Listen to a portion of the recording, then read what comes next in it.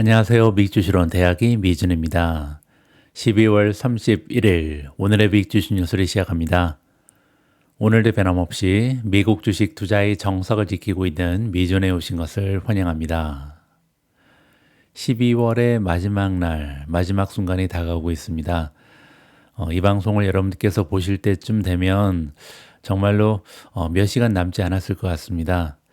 이 기회를 통해서 2024년 1년간 미주온과 함께 해주신 모든 분들께 진심을 담아서 감사의 말씀을 드립니다. 저는 개인적으로 굉장히 뜻깊은 1년을 보냈습니다. 제가 2024년 시작할 때 새해에 대해서 굉장히 여러 가지 계획을 세웠었는데요. 그 중에서 가장 굵직굵직한 부분을 성취한 것 같아서 개인적으로는 굉장히 만족감이 있는 한 해였습니다. 일단 정말 오랫동안 미루었던 미준 세 번째 책을 이번에 출간하게 됐고요. 그리고 또 한 가지 더 중요한 부분은요.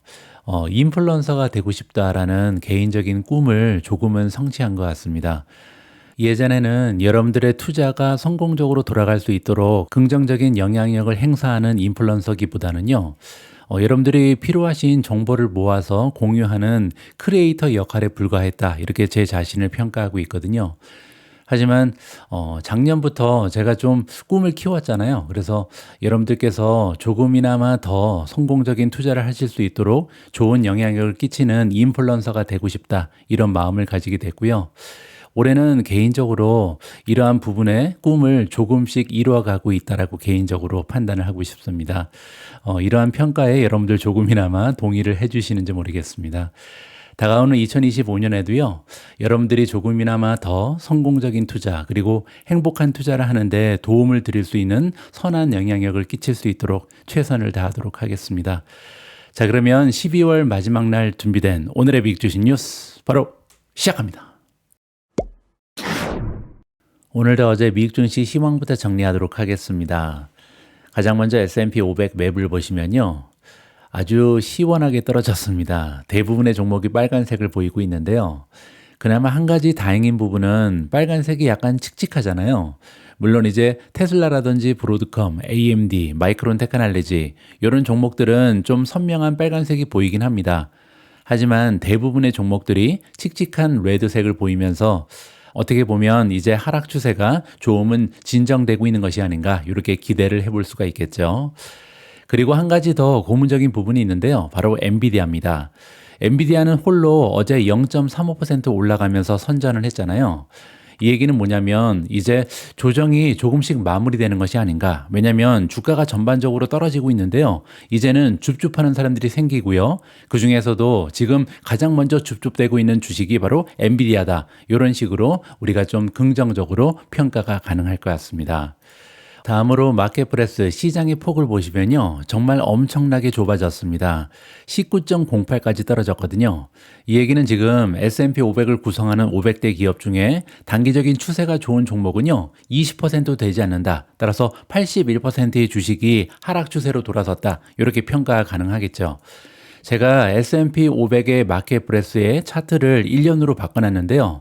보시는 것처럼 지금 수준까지 이렇게 떨어진 것은요. 1년 내내 한 번도 존재하지 않았습니다. 따라서 1년 동안 이렇게까지 시장의 폭이 좁아진 적은 없었다. 이렇게 평가 가능하겠죠.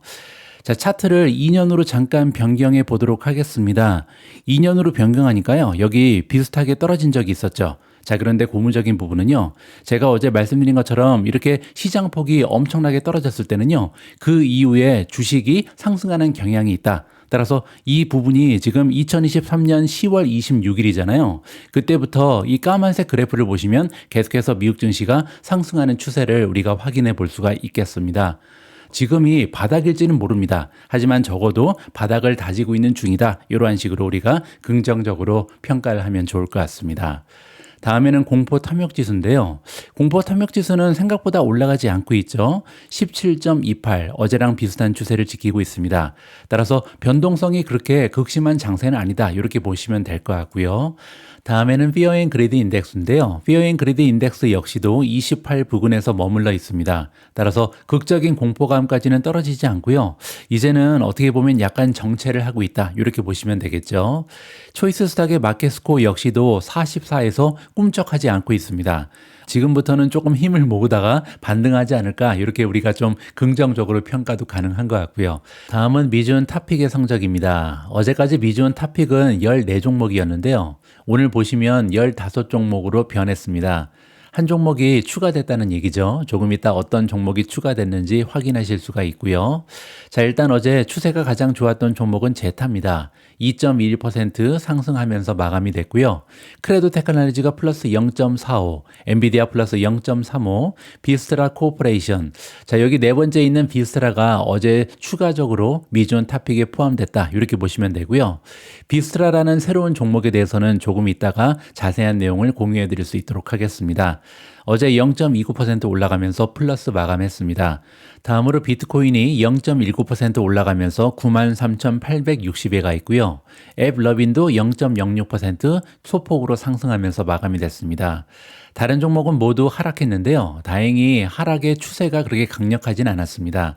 TSMC 마이너스 0.61, 구글이 마이너스 0.79, B2 마이너스 0.83, 아마존 마이너스 1.09, 마이크로소프트 마이너스 1.32, 메타 마이너스 1.43, 팔란티어 마이너스 2.40, 브로드컴 마이너스 2.5, 마지막으로 테슬라가 3.30% 떨어지면서 가장 커다란 하락폭을 기록했습니다. 자, 그리고 오늘은 추가로 제타에 대해서 질문이 너무 많이 올라와서요.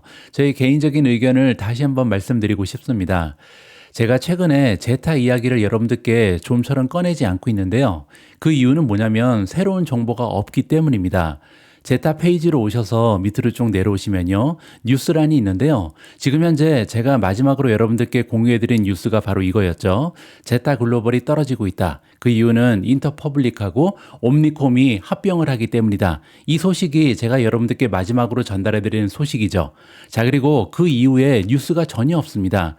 12월 11일이 마지막 뉴스였고요. 이때는 골드만삭스가 제타의 중립 의견을 제시했다. 뭐 이러한 의견이 전부였습니다. 따라서 지금은요, 저 역시도 새롭게 공유할 정보가 아무것도 없다. 이렇게 보시면 되겠죠. 자, 그 얘기는 이렇게 보시면 됩니다. 제가 당시에 12월 10일 날 마지막으로 제타에 대한 저의 의견을 공유했었는데요. 그때 제가 뭐라고 말씀드렸냐면 지금 현재 제타가 굉장히 큰 폭으로 주가가 상승한 상황에서 악재가 많이 겹쳤잖아요. 특히 이렇게 인터퍼블릭 그리고 옴니콤이 합병을 결정하면서 어떻게 보면 투자자들이 불안 심리가 조금은 커졌다. 따라서 조금은 조심할 필요가 있다. 뭐 이러한 의견을 드렸습니다. 하지만 그럼에도 불구하고 제타 주식을 정리할 필요는 없을 것 같다. 시기상조다. 이러한 의견까지 제시를 해드렸거든요. 실제로 저는 제타를 아직까지 미주은 탑픽에 포함시켜 놓고 있고요. 그리고 제가 원래 구사하는 투자 전략대로 모멘텀이 떨어지기 때문에 계속해서 주식을 줄여왔습니다. 그리고 만약에 제타 주식이 다시 반등하기 시작하면요. 그때부터는 다시 제타 주식을 추가적으로 매수하면서 비중을 높이겠죠. 따라서 제가 평소에 얘기하는 방식대로 계속해서 투자하고 있다는 점을 여러분들께 설명을 드리고 싶고요. 나중에 제타 관련된 뉴스가 나타나게 되면 다시 한번 여러분들께 공유를 해드리겠습니다. 지금으로서는요. 아무런 새로운 뉴스가 없고 또한 2월 달까지 어닝 결과가 발표될 예정이 없거든요. 따라서 새로운 어닝 결과가 발표되고 나서야 우리가 어느 정도 제타 주식의 방향성을 결정할 수 있는 거고요. 지금 중요한 것은 바로 모멘텀이다. 모멘텀이 회복되지 않는 한 줍줍하는 것은 위험하고요. 만약에 제타 주식이 다시 상승하기 시작하면 그때부터는 제타의 비중을 다시 늘릴 예정에 있다. 이렇게 저의 계획까지 말씀드릴 수 있습니다. 지금 화면에 나와 있는 웹사이트는요. 톰리가 직접 운영하고 있는 FS 인사이트라는 웹사이트입니다. 제가 얼마 전에 여기 멤버십에 가입했다 이렇게 여러분들께 말씀을 드린 적이 있잖아요. 한번 보여드리죠. 여기 보시면 구독 모델. 제가 2025년 11월 29일까지 멤버로 등록이 되어 있고요. 가입비가 무려 $2,000가 넘어갑니다. 그래서 거의 300만 원 가까운 돈을 투자해서 제가 멤버가 됐는데요. 이 멤버십을 통해서 이제 톰리가 향후 미국 증시에 대한 전망을 계속해서 공유하고 있습니다. 그런데 최근에는 산타랠리가 강력하게 나타날 것이다. 이렇게 계속해서 메시지를 던졌었거든요. 그래서 톰리 입장에서는 약간 머쓱해졌습니다. 그렇게 강력하게 얘기했던 산타랠리가 실제로 찾아오지 않고 있기 때문에 약간 위축될 수도 있는데요. 뭐 그럼에도 불구하고 톰리는 어제 CNBC에 등장해서 저가 매수 기회가 찾아왔다. 이렇게 그의 의견을 굽히지 않고 있습니다. 그의 의견에 한번 귀를 기울여 보시죠. 올해 월스트리트에는 산타크로스가 찾아오지 않았습니다. 적어도 아직까지는 오지 않았죠.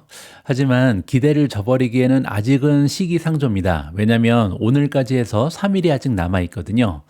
S&P 500 지수는 지난주 화요일 이후에 1.2% 하락하면서 과거 연말 추세에서 벗어났습니다.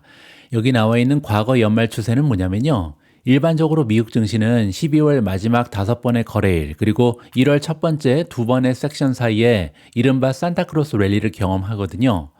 주식 트레이더 영감의 데이터에 따르면요. 1969년 이후 이 기간 동안 S&P 500 지수는요. 평균적으로 1.3%나 급등한 역사가 남아 있습니다. 12월 전체 증시도 좋지가 않았는데요. S&P 500 지수가 2.32%나 하락했고요. 따라서 그렇게 좋지 않은 12월을 보내고 있다. 역사적으로 봤을 때 12월은 굉장히 좋은 달입니다. 그런데 올해는 어떻게 보면 예외적이다. 이렇게 볼 수가 있겠죠. 최근 증시를 강타한 몇 가지 악재가 있는데요. 시장 변동성 확대, 그리고 국채 수익률 상승이다. 이렇게 지금 정의가 나와 있습니다. BTIG의 조나단 크린스키의 의견이고요. 조나단 크린스키에 따르면요. S&P 500 기업 중에 58%만이 200일 이평선 위에서 거래가 되고 있다. 이렇게 얘기하는데요. 이는 올해 들어서 가장 약한 수치다. 다시 한번 확인을 해보시죠. 58%가 아니라 더 떨어졌습니다. 여기 보시면요. 지금은 54.27까지 하락을 했거든요. 그리고 아까 우리가 확인한 것처럼 1년 동안 이렇게까지 마켓 폭이 줄어든 적이 없었다. 이렇게 우리가 이해하면 될 것 같습니다. 자, 어쨌든 이렇게 마켓 폭이 계속해서 줄어드는 게 첫 번째 굉장히 커다란 문제였고요. 자, 두 번째 문제는요. 바로 국채 수익률입니다. 벤치마크 10년 만기 국채 수익률이요. 최근에 연방준비제도 이사회가 2025년 금리 인하 횟수를 기존보다 줄이겠다 이렇게 발표한 이후에요. 4.6%를 넘어섰습니다.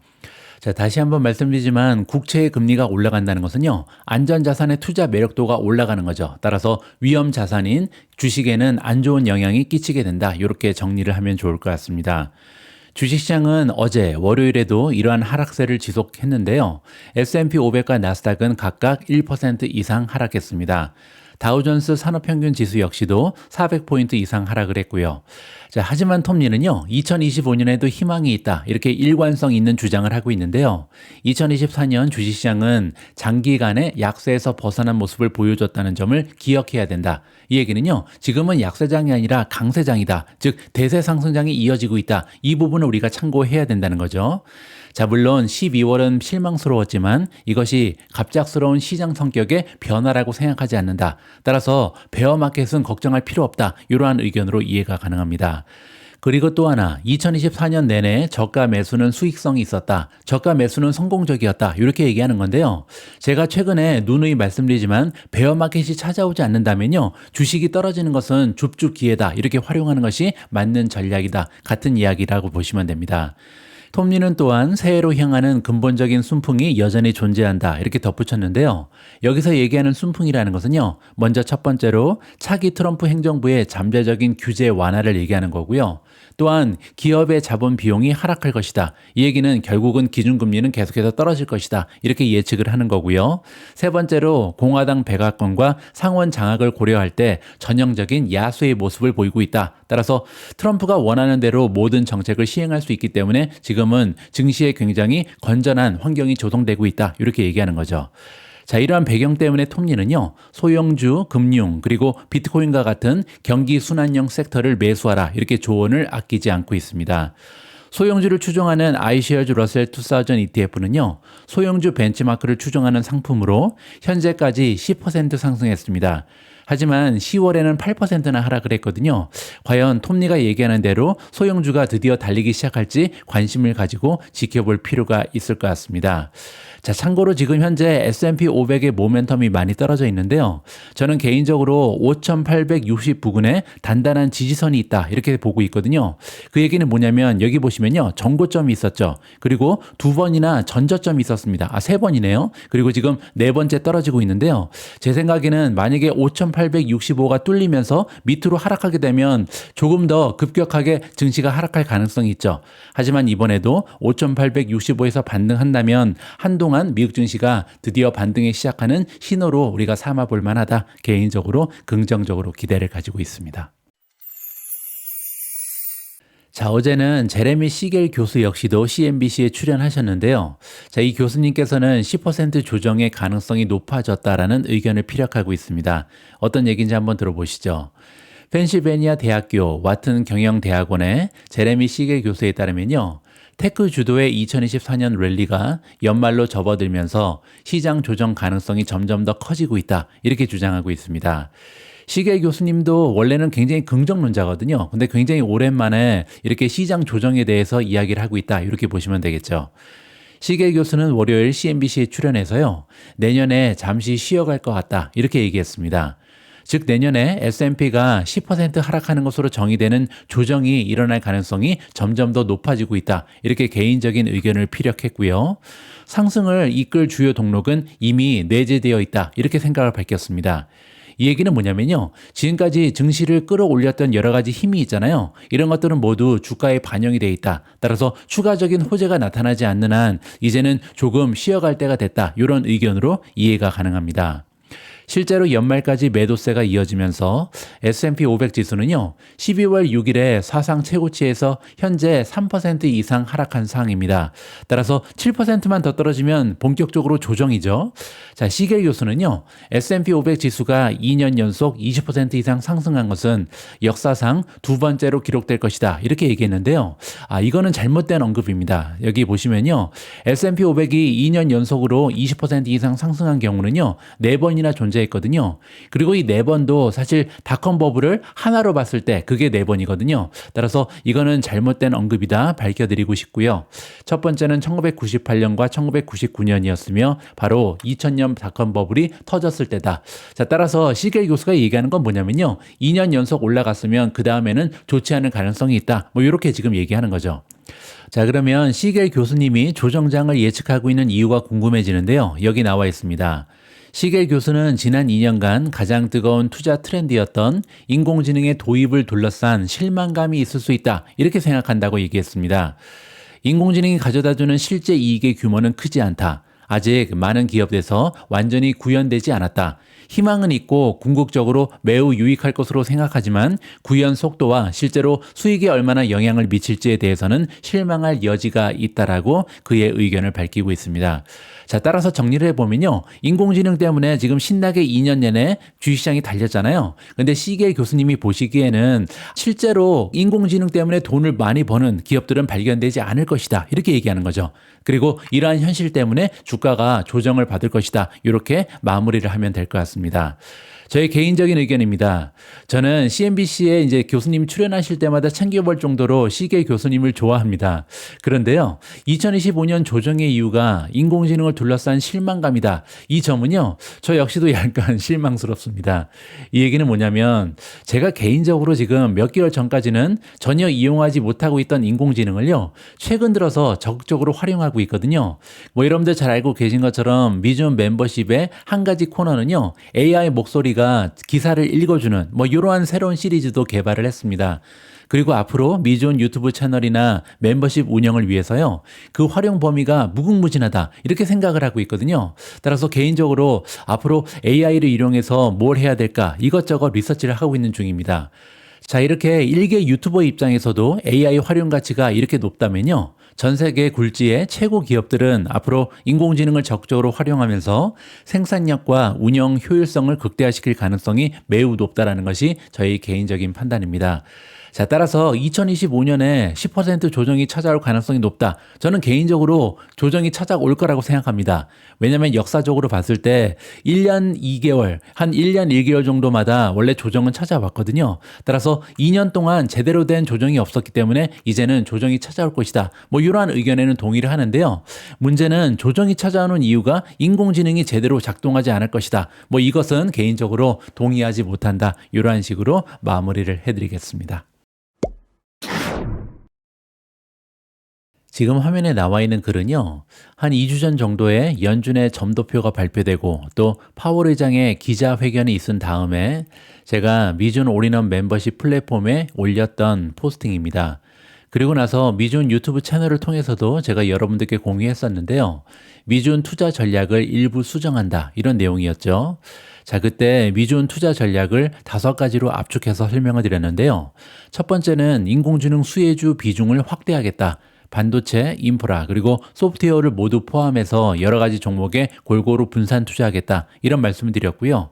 두 번째는 매그니피센트 세븐의 비중 역시도 확대하겠다. 이렇게 말씀드렸습니다. 세 번째는 소형주 그리고 경기 순환주의 비중을 축소하겠다. 이러한 계획이 있었고요. 네 번째로 트럼프 수혜주는 그냥 비중을 유지하겠다. 이런 말씀을 드린 바가 있습니다. 마지막으로 포트폴리오에 전력 수혜주를 추가할 것을 고려한다. 이렇게 말씀드렸는데요. 왜냐하면 전력 수혜주는 성장주인 동시에 방어주의 기질을 가지고 있기 때문이다. 이렇게 설명을 드렸었죠. 자, 그래서 오늘은요. 아주 오래간만에 에너지 섹터에 대한 이야기를 좀 해볼까 합니다.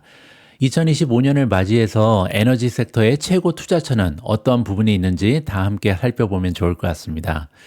내년에 투자하기 가장 좋은 에너지 섹터는 무엇일까? 여러 명의 시킹알파 독자들을 상대로 설문조사를 실시했는데요. 그 결과에 따르면 다시 한번 원자력이 선택되었다. 이렇게 나와 있습니다. 이번 설문조사에는 1,200명이 넘는 응답자가 참여를 했고요. 응답자의 44%가 원자력에 투표를 했다고 합니다.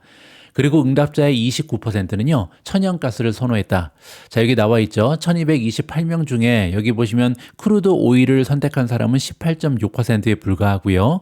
28.7%가 내추럴 가스, 천연가스 종목에 투자하겠다. 그리고 마지막으로 뉴클리어, 원자력이 43.7%의 응답자가 선호를 밝히면서 가장 인기 있는 섹터로 등장했다. 이렇게 보시면 됩니다.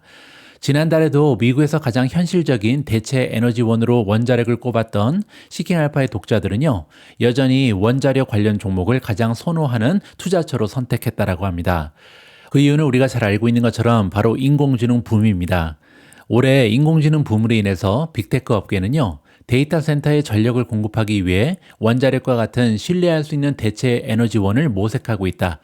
자, 여기 보시면요. 신뢰할 수 있다. 이렇게 나와 있는데 이 얘기는 뭐냐면요. 우리가 보통 얘기하는 재생에너지라는 부분을 보시면요. 태양력도 그렇고 풍력도 그렇고 간헐적입니다.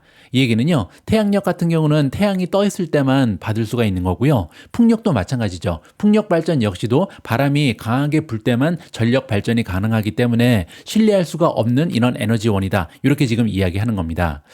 반면 원자력은요, 점점 더 많은 전력을 필요로 하는 인프라, 그리고 AI 같은 신기술을 지원하는데 가장 이상적인, 안정적인 24시간 에너지 공급원을 제공한다. SA 기구가인 벤 애닉의 의견이고요. 자, 그러나 S&P 글로벌 원자재 인사이트에 따르면요, 원전 용량 추가에 수반되는 높은 비용이 아직은 문제다. 이렇게 주장합니다. 자, 그렇기 때문에 아직까지 원자력 르네상스가 실제로 일어날지 여부는 불확실하다. 완전히 몰빵하면 안 된다. 이렇게 얘기하는 거죠. 빅테크 기업들은 또한 소형 모듈형 원자로에도 관심을 보이고 있는데요. S&P 글로벌에 따르면 아직 초기 단계 기술이기 때문에 시간이 많이 필요할 것이다. 이렇게 지적하고 있습니다. 마지막으로 천연가스의 경우에는요. 현재 미국에서 사용되는 에너지의 약 30%를 담당하고 있고요. 내년에는 미국의 LNG 수출 증가, 그리고 데이터 센터의 가스 연소 전력 수요 증가 등의 순풍을 타고 투자자들은 이미 천연가스에 대한 베팅을 늘리고 있다. 이렇게 나와 있습니다. 따라서 지금 현재 에너지 섹터에서는요, 2가지 정도의 지금 베팅이 늘어나고 있다. 첫 번째는 뉴클리어, 즉 원자력이고요. 두 번째는 28.7%의 표를 얻은 내추럴 가스, 천연가스다. 이렇게 보시면 되죠. 자, 이러한 배경 하에서 미준의 한마디를 한번 읽어보시죠. 2024년 9월 30일 기준, 따라서 3분기의 마지막을 기준으로 했을 때 비스트라의 발전 순 용량은요, 무려 4311메가와트입니다. 그리고 이 중에요, 59%는 천연가스가 만들어내고 있고요. 21%는 석탄, 16%는 원자력 발전으로 전력을 생산하는 기업이 바로 비스트라입니다. 자, 그리고 나머지 중에 3%의 용량은 배터리 저장소에서 나오고요. 남아있는 1%의 용량은 태양광, 태양열, 배터리 또는 석유로 구동된다. 이렇게 정리가 가능합니다. 자, 그 얘기는요, 비스트라는 향후 원자력은 물론이고요. 천연가스의 수요가 증가할 때 수혜를 입을 수 있는 매우 유리한 포트폴리오를 구성하고 있다. 이렇게 볼 수가 있죠. 자, 이것이 제가 비스트라 주식을 신규 매수하면서 미준 탑픽에 포함시켰던 결정적인 이유 중에 하나다. 이렇게 보시면 되겠습니다. 자, 그리고 참고로요, 제가 마지막까지 비스트라와 함께 매수를 고려했던 또 하나의 전력 수혜주가 있는데요. 바로 탈렌 에너지입니다. 티커 네임은 TLN이고요. 탈렌 에너지 같은 경우는 용량이 좀 작습니다. 발전 순 용량이요, 1676메가와트거든요. 따라서 비스트라에 비해서는 훨씬 작은 발전 포트폴리오를 보유하고 있다. 이렇게 보시면 되죠.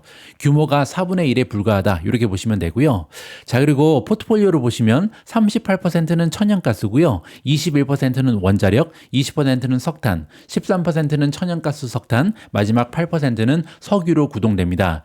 자, 따라서 비스트라와 마찬가지로 천연가스 붐 그리고 원자력 붐이 나타난다면 수혜를 입을 수 있는 또 하나의 종목이 탈렌 에너지라는 것을 우리가 포트폴리오 구성상 알 수 있다. 이렇게 마무리가 가능합니다. 바로 앞에 기사를 통해서 비스트라는 종목을 잠깐 소개해드렸는데요. 이번에는 제가 직접 작성한 미주온 특별 컨텐츠를 통해서 이번에 미주온 탑픽에 선정된 비스트라에 대해서 자세한 내용을 여러분들께 설명드릴 수 있도록 하겠습니다. 텍사스에 본사를 둔 전기 공급업체인 비스트라는요, 인공지능 붐의 수혜자로 떠올랐습니다. 2024년 지금 팔란티어 이후에 가장 좋은 주가의 상승을 도모하고 있는 게 바로 비스트라거든요. 에너지 부분, 특히 원자력에 중점을 둔 전략적인 포지셔닝을 통해서 AI 데이터 센터의 전력 수요 증가를 활용할 수 있었기 때문에 이렇게 주가가 급등할 수 있는 계기가 마련됐다. 이렇게 보시면 되겠죠. 비스트라는요, 청정 에너지 공급업체라는 독보적인 위치 때문에 AI 인프라를 위한 지속 가능한 솔루션을 찾는 테크 기업에게 매력적인 파트너가 될 수 있었다. 이렇게 보시면 됩니다. 자, 따라서 우리가 빵이라고 부르는 메가테크 기업들은요, 어떻게 하면 청정 에너지로 데이터 센터를 돌릴 수 있을까? 이런 고민이 있거든요. 이런 고민을 해결해 줄 수 있는 유일한 기업 중에 하나다. 이렇게 보시면 되겠죠. 비스트라는요, 통합 소매 전기 및 발전 회사로 가정, 기업, 지역사회에 필요한 에너지 자원을 공급하는 기업입니다. 그리고 이 회사는요, 앞에서 제가 잠깐 말씀드린 것처럼 원자력, 천연가스, 석탄, 태양광 발전 등 다양한 에너지 포트폴리오를 자랑하고 있고요. 자, 여기 나와 있죠. 59%는 천연가스, 그리고 21%는 석탄, 16%는 원자력 발전으로 전력을 생산한다. 이 부분을 다시 한번 확인해 볼 수가 있고요. 자, 그리고 또한 비스트라는요, 세계 최대의 유틸리티 규모 배터리 프로젝트 중 하나를 소유하고 운영하고 있는 중입니다. 그렇기 때문에 3%의 전력이 배터리 저장소에서 나온다. 이렇게 보시면 되고요.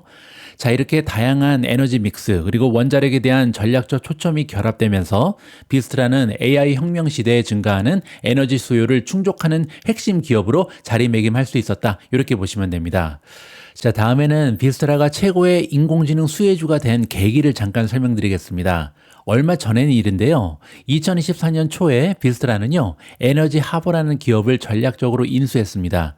그리고 이 인수건이요, 판도를 바꾸는 게임 체인저였다. 이렇게 보시면 되는데요.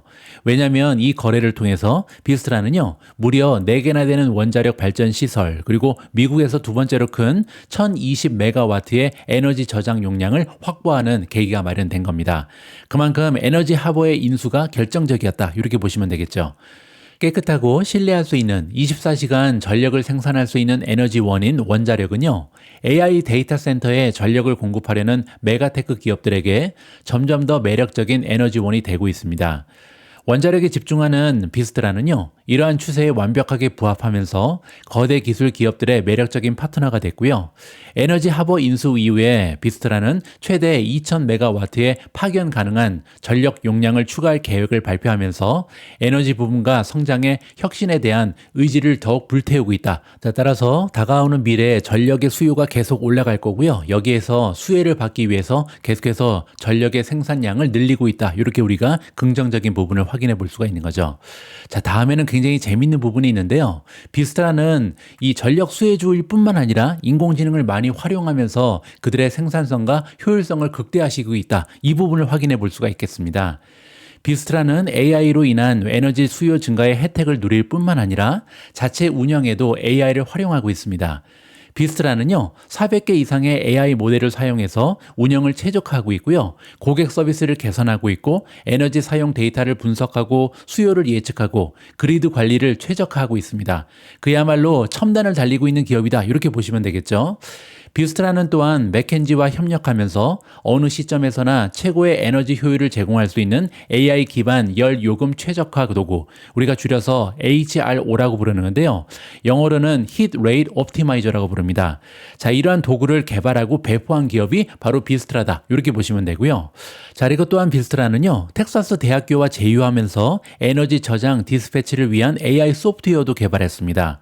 이 소프트웨어는요, 통계 및 머신러닝 방법을 활용하면서 캘리포니아의 도매 전략 시장에서 거의 실시간으로 입찰 및 판매 가격을 예측하는 모델을 구축했고요. 자, 이를 통해서 비스트라는요, 가장 낮은 가격으로 전력을 구매해서 배터리를 충전하고 그리고 가장 경제적으로 적절한 시기에 저장된 에너지를 판매할 수 있게 됐다. 이렇게 보시면 됩니다. 자, 따라서 비스트라는요, 지금 굉장히 AI를 효율적으로 잘 활용하고 있는, 적극적으로 활용하고 있는 기업 중에 하나다. 이렇게 보시면 되겠죠. 자, 다음은 결정적인 부분이죠. 비스트라의 AI 파트너십을 보시면요, 비스트라는 마이크로소프트 그리고 아마존 같은 거대 기술 기업과 전략적인 파트너십을 체결했습니다. 그러면서 데이터 센터의 전략을 이미 공급하고 있고요. 확장된 원자력 포트폴리오를 비롯한 청정 에너지 솔루션에 주력하고 있는 비스트라는요, 지속 가능한 에너지원을 찾고 있는 기술 기업이 가장 선호하는 파트너 중에 하나가 됐다. 이렇게 그들의 성장 동력을 확인하면 좋을 것 같습니다. 자, 결론입니다. 비스트라는요, 전략적인 인수, 파트너십, 청정 에너지 솔루션에 대한 집중을 통해서 AI가 주도하는 세계에서 지속적인 성장과 성공을 거둘 수 있는 입지를 다져왔습니다. 에너지와 AI 부분 간의 관계는 점점 더 긴밀해질 수밖에 없다. 저는 개인적으로 이렇게 생각하고요. 따라서 비스트라는 전략적인 성견 지명을 바탕으로 해서 가장 먼저 움직인 기업 중에 하나죠. 이러한 변화에 선두자리에 서 있는 기업이 돼버렸다. 이렇게 개인적인 투자 의견을 여러분들께 공유해 드릴 수가 있을 것 같습니다. 오늘 마지막으로 준비된 기사는 오래간만에 엔비디아 관련된 호재고요. 엔비디아가 규제 장애를 극복하고 7억 달러 규모의 Run AI 인수를 완료했다라는 반가운 소식이 전달되고 있습니다. 엔비디아가 인수에 대한 반독점 조사 이후 이스라엘의 AI 기업인 Run AI 인수를 완료했다라고 이 스타트업 기업이 월요일에 직접 발표했습니다. 이후 반독점 감시국은요, 이 거래가 두 회사가 운영하는 시장의 경쟁을 위협할 수 있다, 이렇게 경고한 적이 있고요. 이 거래에 대한 조사는 AI 관련 작업이 자주 사용되는 칩인 그래픽 처리 장치, 우리가 GPU라고 부르는 거죠. GPU 시장에 대한 엔비디아의 지배력을 강화할 수 있는 관행에 대해서 초점을 맞춘 바가 있습니다. 하지만 결국은 승인이 된 거죠. 엔비디아는 AI GPU 시장을 장악하고 있고요. 지금 현재 약 80%의 점유율을 차지하고 있는 중입니다. 자, 그러나 유럽위원회는요, 12월 초에 엔비디아의 Run AI 인수가 경쟁 문제를 일으키지 않을 것이라는 결론을 내렸다. 이렇게 긍정적인 소식을 발표한 바가 있습니다. 그리고 어제 드디어 인수가 완료됐다. 이렇게 보시면 되고요. 자, 이번 인수가 엔비디아에 어떠한 성장 동력을 제공할지 미래 성장에 대한 의미를 좀 분석해 봤습니다.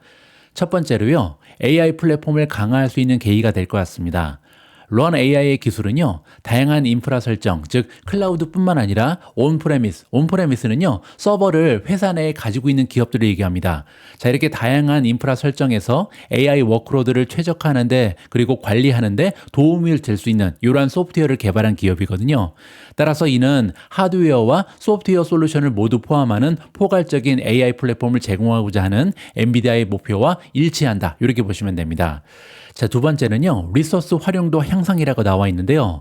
컴퓨팅 리소스를 효율적으로 할당함으로써 Run AI의 소프트웨어는요, 엔비디아의 고객들이 비용을 절감하고 AI 애플리케이션의 성능을 개선하는 데 도움을 줄 수 있다고 합니다. 따라서 GPU를 팔면서 이 GPU를 효율적으로 사용할 수 있는 소프트웨어를 동시에 판매할 수 있다. 이렇게 우리가 이해하면 좋을 것 같고요. 세 번째는 엔비디아가 가지고 있는 소프트웨어 쪽의 야망입니다. 엔비디아는 전통적으로 하드웨어로 잘 알려져 있죠. 하지만 성장을 주도하기 위해 소프트웨어 쪽에 점점 더 집중을 강화하고 있습니다. Run AI의 인수는요, 이러한 방향으로 나아가는 중요한 단계로 이해가 가능하고요. 엔비디아의 소프트웨어 포트폴리오에 귀중한 전문성과 기술을 추가할 수 있는 좋은 계기가 됐다. 이렇게 판단하면 좋을 것 같습니다. 자, 마지막으로 결론적으로요, 이렇게 소프트웨어 쪽이 강화되면서 경쟁력이 한층 더 강화됐다. 이렇게 보시면 되겠죠.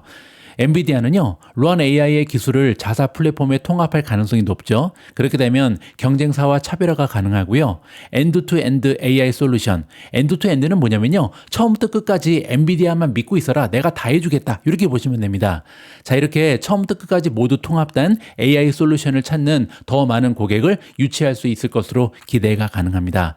자, 따라서 규모는 얼마 되지 않습니다. 7억 달러에 이번에 인수했거든요. 그럼에도 불구하고 루안 AI의 인수가 완료된 것은 굉장히 긍정적인 소식이다. 개인적으로 생각하고 있습니다.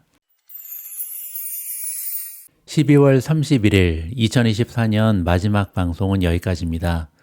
지난 1년간 미준과 함께 해주신 모든 분들께 진심으로 감사의 말씀을 다시 한번 드리고 싶습니다. 내년에도 미준 계속해서 사랑해 주시고요. 저 역시도 여러분들께 선한 영향력을 끼칠 수 있는 진정한 인플루언서가 되기 위해 최선을 다해 노력하도록 하겠습니다.